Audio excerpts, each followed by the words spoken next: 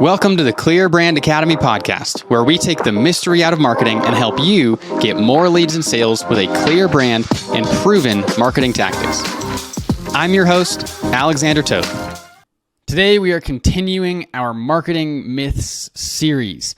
Last week, we talked about loyalty and why loyalty is not a thing. Go listen to that. We shared also how to grow your company with the truth about loyalty. Today, we're going to do the same thing with relationships. Everyone's talking about building a relationship with your customers, from Seth Godin to Donald Miller. Now, there's benefits to this. It works, but not for the reason these folks think it works. So today, we're going to talk about what is attractive about this myth, what is the truth, and what can you do with the truth. There's a lot of reasons why relationships and building relationships with your customers, it makes a lot of sense. And I think the base level reason is we understand it. The world of marketing is like the Wild West. Everything's changing all the time. There's no rules. Anyone can do whatever they want and pretend like it works or it doesn't. Share their opinions and they can get a lot of followers this way. And talking about a relationship, we all understand relationships. So suddenly, instead of just having this kind of ethereal marketing, right? You can't touch marketing. You can't pick it up. But a relationship, now that's something I understand. I've experienced a relationship. And so when someone says to me, you can build a relationship with your customers, I immediately think, oh my goodness, it's true. I know relationships and I can do that. I can build a relationship with my customers. It's great. I think that's part of why it's so attractive. But I've never seen any data back this up. In fact, when we review our, quote, relationships with our customers, what we find is the entire idea of the sales funnel is called into question, right? And this is what a funnel is, by the way. A sales funnel, the idea, no matter how it's talked about, whether it's a funnel or whatever else, we're pushing people through a relationship. So we visualize a funnel, and up at the top, we have people who have just barely met us. And then the next level down, they're getting to know us a bit. And then the next level down, they're committing. And we can call these things a number of different things: attract, delight, engage. We can go from curiosity to enlightenment to commitment. There's all sorts of ways that we can break this down. Facebook, in their ads, they even separate the types of ads into which part of the relationship we're talking about. Now, I think that's a huge benefit of the idea of a customer relationship. It gives us this comfort and this clarity. I can now target a specific point in the customer journey. The problem is it's wrong. So in this one, what I'm about to share with you, I do not mean for all of us to throw out the idea of a relationship. I don't want us to throw out the idea of curiosity, enlightenment, commitment, or however we're going to talk about those stages. They are useful, even if they're inaccurate. So we're going to today go into, well, what's the truth here? And then how do we use these terms and this idea in a way that actually reflects what is true?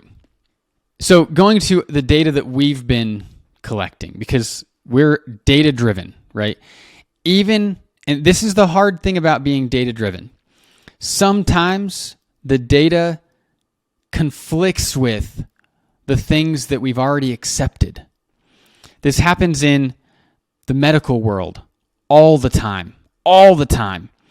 Some new research comes out, some new study comes out that clearly disproves something from the past. And it takes 10 to 20 years for the medical community to accept the new research. And they go through and they do it again and again and again, and they argue with it, regardless of how clear it is up front. Now, I could go down some of these medical studies. We're going to keep this pretty focused here, but if you look at history, this has happened over and over. And so what I'm about to share is data driven, and it just might take a little bit to accept. As we review our own data, what we have found is 28% of people who engage with us in what we would call who become sales qualified leads. So that means that they have filled out a specific form or taken a specific action that qualifies them for a sales conversation. 28% of people who become sales qualified leads go through more than one stage of the relationship. 72% don't. So 72% of sales qualified leads come to our website and then fill out a form or schedule a call directly with the salesperson without engaging in any other steps that would be along the lines of taking them through these relationship steps. So all of these marketing gurus out there are talking about you have to build this relationship. I've even talked about this. You got to take somebody from just meeting you, having the ability to go on a date with you, building trust, sending them value, and then they'll think about closing. Now, the reason why I don't want to throw that idea out is because we still have 28% who are doing that. And so if we stop all of these things, if we stop providing value and all of these things, we're going to lose 28%, potentially lose 28% of our leads. Now, I'm saying potentially because we haven't done the research. So it might be possible that they were just kind of killing time while they made their decision, and that some or all of that 28% would have booked a call anyway. That's a possibility. We don't know. What we do know is that 72% did not go through curiosity, enlightenment, commitment. They did not go through attract, delight, engage. Whatever steps we want to call this, they landed on the site and within a few minutes had booked a call. Sometimes they view more than one page. Sometimes they just go straight to the schedule a call page, and they either fill out the form to engage with our sales team or they book a call with a salesperson. 72%. Now, I'm talking about the lack of data with relationships, right? Well, we do have data about something else, though. And that is what we would call mental real estate. There's plenty of data about this. And I think that this fills in the gaps that are missing in our data about relationships. If we are clear that 72% do not engage in a relationship, they go straight to a page and then book a call. 28% do, but we're not sure if they needed to. If you like what you're hearing, make sure you hit the like button, you hit the subscribe button, and you turn on notifications. Turn on that little bell. Will notify you the next time that we have a podcast. This also makes it easier for other folks to find this content. So if you found it helpful, like, subscribe, and turn on those notifications. Now, mental real estate. Let's talk about this for a second, because like I said, I think this fills in the gaps. Mental real estate is the idea that the more space you take up in somebody's brain, the more likely they are to buy from you. What does that look like? Well, let's first talk about a physical good, because this is much easier to think about. If you go to a grocery store and you're going to buy, let's say, a Gatorade, and that grocery store doesn't carry Gatorade, you can't buy Gatorade. And you can fill in Gatorade with anything, because this is part of how companies grow.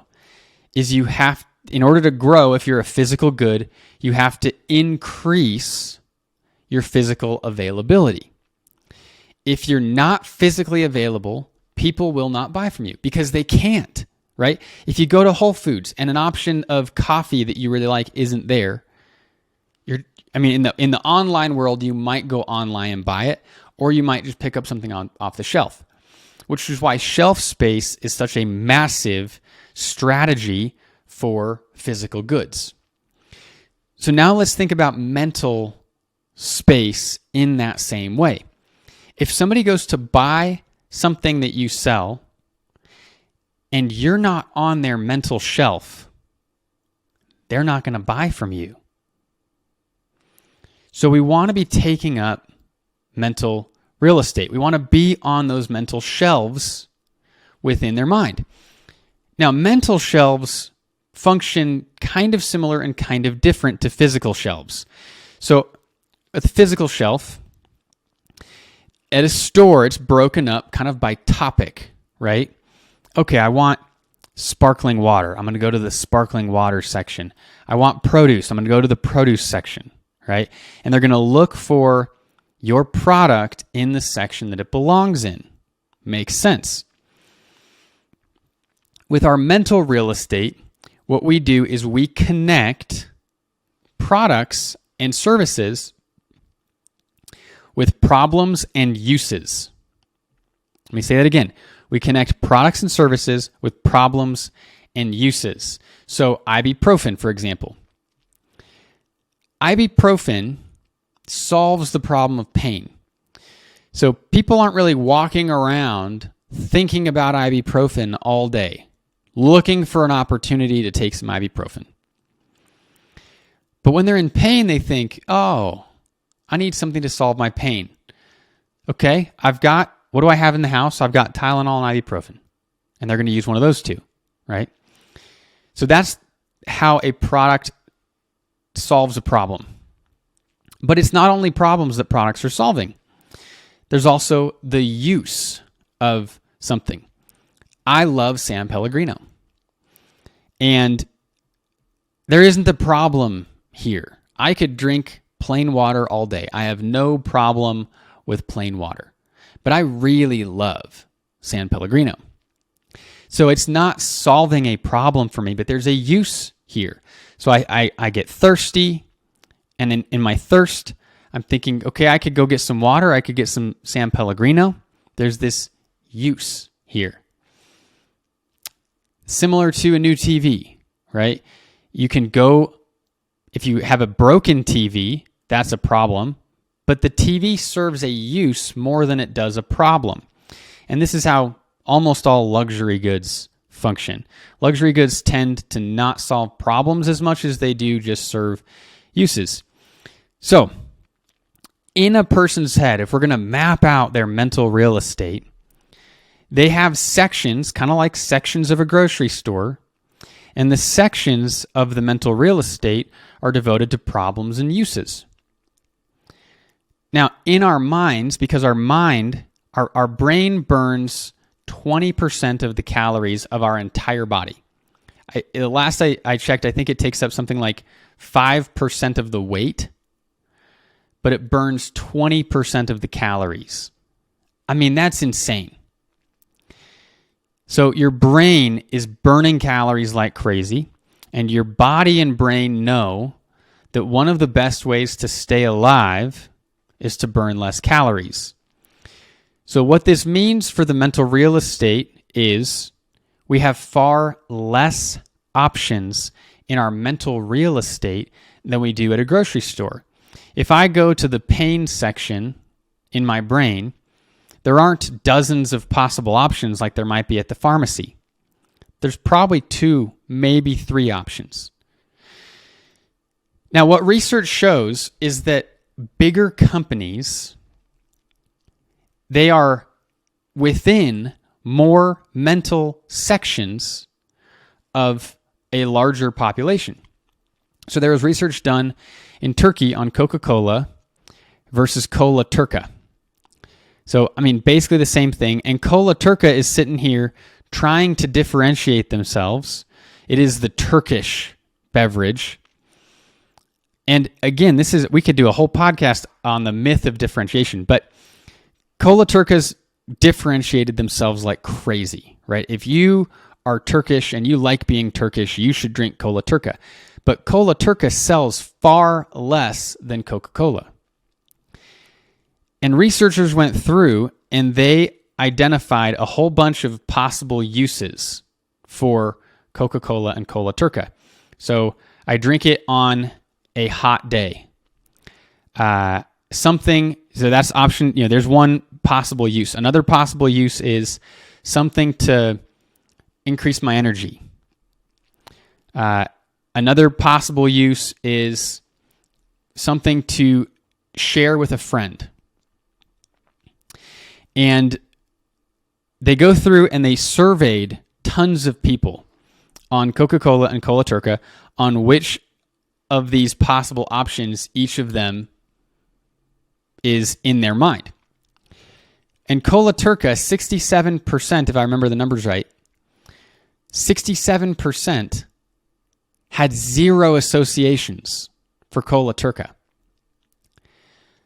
But almost everybody had associations for Coca-Cola. In fact, I believe that there was 12 possible associations, and almost no one had all 12 for Cola Turca, and there was still a decent percentage, I think around 10%, that had all 12 associations for Coca-Cola. So what that means is Coca-Cola is taking up far more mental real estate than Cola Turca. And this is true of all big brands. And so it's hard in a situation like this to truly identify causation. Do they take up more mental real estate because they're a big brand, or are they a big brand because they take up mental real estate?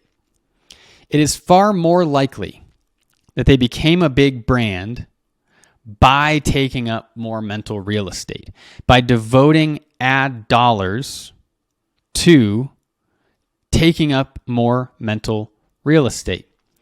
This idea of if you build it, will they come, just isn't true. Or if you build it, they will come. It's not true. You've got to build it, and then you've got to tell people where in their mind this belongs. And the goal is to increase the mental real estate as much as possible. Give people more and more reasons to think about your product. So one of the ways that you can do this, so let's talk about actions now. One of the ways that you can do this for yourself, you can brainstorm based on ask a few questions. First, when would somebody possibly want to buy your product or enjoy your product or use your product? Where would they want to use your product? With whom would they want? Questions like this are going to build out possible mental real estate for you to target in your ads. Now, depending on the size of your company and the limits of your budget, you might want to focus on one for a little bit, and then a second later, and then a third later. If you're a bigger company, it would make sense to devote your budget to more of these options. But if you're going to want to grow, this is a massive part of your strategy, taking up more mental real estate. Now, for more information about this, I highly recommend How Brands Grow Part 2. It's by Byron Sharp and Jenny Romaniak. I'm sure that I'm messing up the name. I'm so sorry, Jenny. I don't know how to pronounce your last name. But How Brands Grow Part 2 dives deep into this if you want more data and explanations around this. Now, going back to our original topic of relationships, the reason why I don't think we should throw out the idea of relationships as a whole, building a relationship with our customers, is because it is a great way to take up more mental real estate. If you go through these steps and you do something like create a landing page, a lead magnet that we're giving to our customers for free, then we send them emails. What are we doing? We're more than building a relationship. What we're actually doing is taking up more mental real estate. And if you think about a way that the relationship works, you spend more time together. And by nature of that, you think about that person more often. If you're married, you're thinking about your spouse all the time. You're never thinking about somebody who you don't know. And this is why I still like the idea of relationships, but I think that we need to tweak the way that we approach it. So as we're building out landing pages, and I got to tell you, Silicon Valley companies are fantastic at this. When they build out landing pages, they are building landing pages based on use and based on problems. I was today just going through and comparing project management software. And I cannot believe the number of landing pages that these companies have that are devoted to specific uses. They're selling one thing, right? A Silicon Valley company like Asana or Teamwork or Monday.com, it's one thing. It's one platform. And they're using their landing pages and blogs to expand the use so that no matter how you're thinking about using this product or this program, you can find that use on their site. But the other fantastic thing is as you explore their websites, you're coming across one use after another use after another use. So that's all fantastic strategy, and that's before we even collect an email address. In fact, I didn't see these companies really offering lead magnets.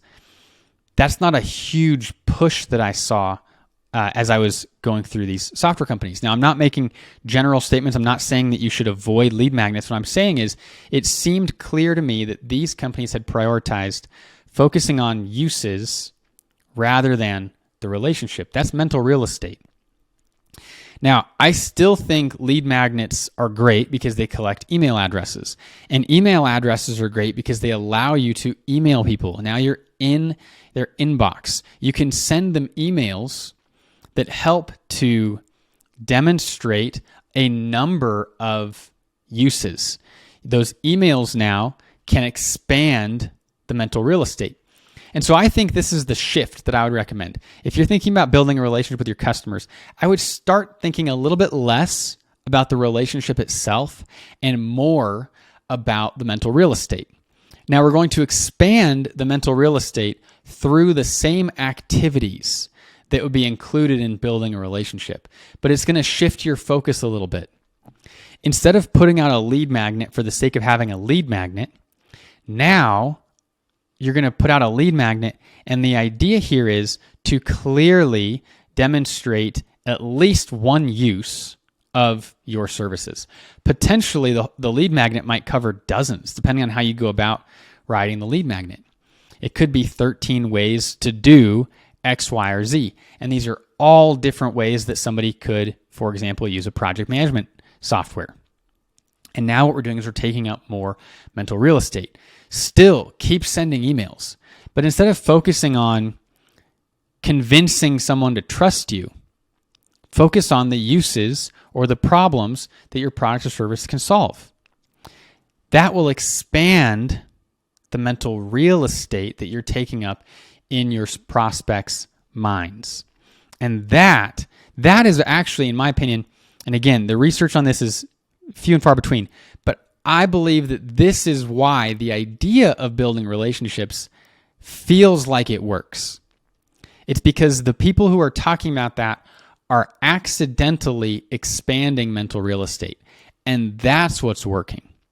So as you move forward with your marketing, my recommendation here is to, instead of accidentally expanding mental real estate, start doing it intentionally.